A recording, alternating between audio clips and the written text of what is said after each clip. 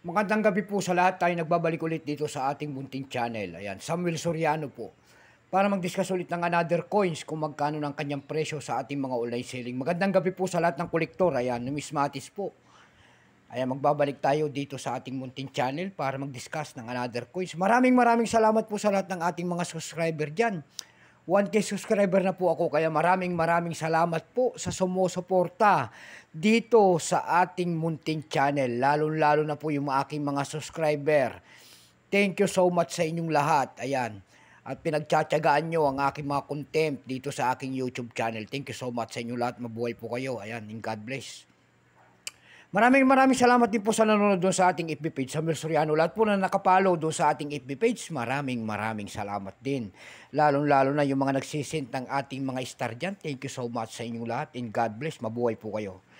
Yun naman po, hindi pa po nakapag-subscribe dito sa aking YouTube channel. Anyayaan ko lang sana kayo at malaking tulong na po bagay ang inyong magagawa. Tulad ng pagpindot ng ating subscribe button, like and share para ma-update ko kayo sa mga latest ko pang gagawin mga video po. Meron tayong pag-uusapang barya guys, at ito po ay barya po, ayang Pilipinas, commemorative type, ayang commemorative coins ni Jose Laurel po. Ayan, 1891 hanggang 1991, ika 100 taong kaarawan ni Jose Laurel. 2 pesos po. Bago tayo magsimula sa ating talakayan, ay isiselling natin siya kung magkano ng kanyang presyo sa ating mga online selling. Pero bago po yan, kilalanin mo muna natin siya. Issue po nito ay Philippines po. Period Republic 1946 up to date po. Kung type nito, circulating commemorative coins, years 1991 lamang kasi commemorative. Value nito 2 pesos po. Jose P. Laurel. Ayan. Currency piso 1967 up to date po. Composition niya ay copper nickel. May bigat lamang 12 grams. May haba naman itong 31 mm. May kapal po naman 2 mm. Hugis po niyan ay diagonal, 10-sided po. Orientation naman ito ay middle alignment. Itinigil naman ang paggamit sa barya na ito ng Pilipinas noong January 2, 1998. Number and dash 15980.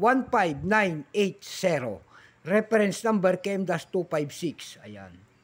Ika 100 taong kaarawan ni Jose P. Laurel, 1891 hanggang 1991. Ito pong year 1991 na ito, issue in 1992. Ayan, ang nakalagay.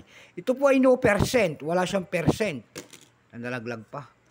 Wala siyang percent, pero may price na po ito doon sa ating numista.com. Ayan. Wala rin itong mintage kung ilang pirasong ginawa ng ating Bangko Sentral. Tanging presyo na niya lamang po doon sa ating numista.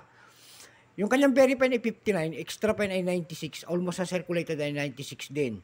Tayo naman po'y dumako sa kanyang mga presyo.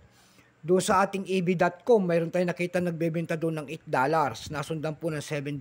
Yung pinakamababa po ay $5. Dako tayo sa Carousel PH. Sa Carousel PH naman po, mayroon tayong nakita nagbebenta doon ng 499 pesos. Nasundan yan ng 200 pesos. Yung pinakamalit po ay 100 pesos. Ayan lamang po ang ating may babaging kanyang presyo. Keep safe po sa lahat and God bless.